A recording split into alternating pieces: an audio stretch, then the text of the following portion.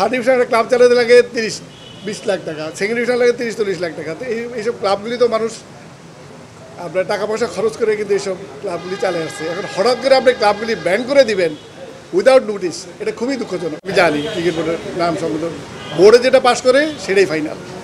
তো যাই হোক, আমি এটা সাইন করে আমার প্রতিনিধি পাঠানোর পরে সে আমার মাঝখানে ব্যাক করলো যে আপনার নিজে আসতে হবে। এটা আমি যাকে পাঠাইছিলাম সে আমাকে বললো যে আপনার আসতে হবে এবং ভোটার আইডি নিয়ে আসতে হবে। বাধ্য হয়ে চলে আসলাম, কারণ আমরা ক্রিকেটকে ভালোবাসি। আপনারা জানেন আমরা ক্লাব সংগঠক, এই ক্লাব নিয়ে আমাদের 30 বছর চলে গেছে। তা আমি এখানে আসলাম, আমার ধারণা ছিল এখানে নির্বাচন কমিশনার ওনারাই থাকবে, ওনাদের হাতই দিব বা ওনাদের সাথে কথা বলবো, ওনারাই রিসিভ করবে। তা আমি যে রিসিভ করেছে তাকে আমি চিনি না। আমি বাধ্য হয়েছি ওনাকে জিজ্ঞাসা করতে আপনি কে রিসিভ করতেছে। উনি বলছে আমরা সিআইডি থেকে আসছি। সিআইডি থেকে আসছি উনি আমাকে বলছে আমরা সিআইডি থেকে আসছি। সেটা একটা অনিয়ম। এখানে নির্বাচন কমিশনার থাকবে, তার মেম্বাররা থাকবে, এটা রিসিভ করে। ইটস এ ভেরি ইম্পর্টেন্ট জিনিস কিন্তু এটা আমাদের দৃষ্টিতে। এটা কারণ আমরা ক্লাব চালাই, বছরে এইসব ক্লাবগুলি কোটি কোটি টাকা খরচ করে।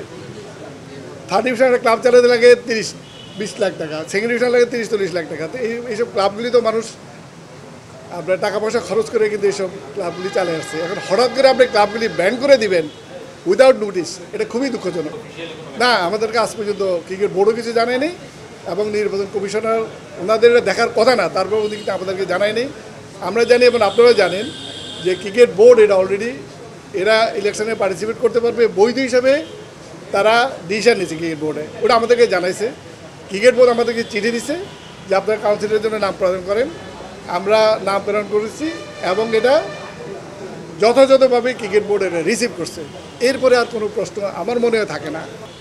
এটা আমাদের কনস্টিটিউশনে আমি যতটুকু জানি এটা নাই, এটা এখতিয়ার নাই। আমি লয়ারের সাথে কথা বলেছি, তারা বলছে না এই ধরনের ক্লজ আমাদের ক্রিকেট বোর্ডের কোনো গঠনতন্ত্রে নাই।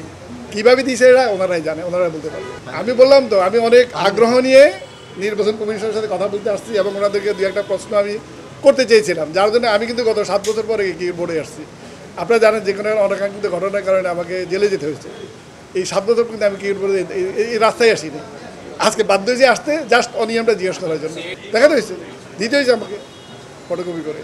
এটা আপনাকে সশরীরে আসতে হয়েছে, কিন্তু নির্বাচন কমিশনার এখানে সশরীরে নাই। নাই, কেউই নাই। ওনারা কেন ডাকলো না ওটা আমি জিজ্ঞেস করি নাই।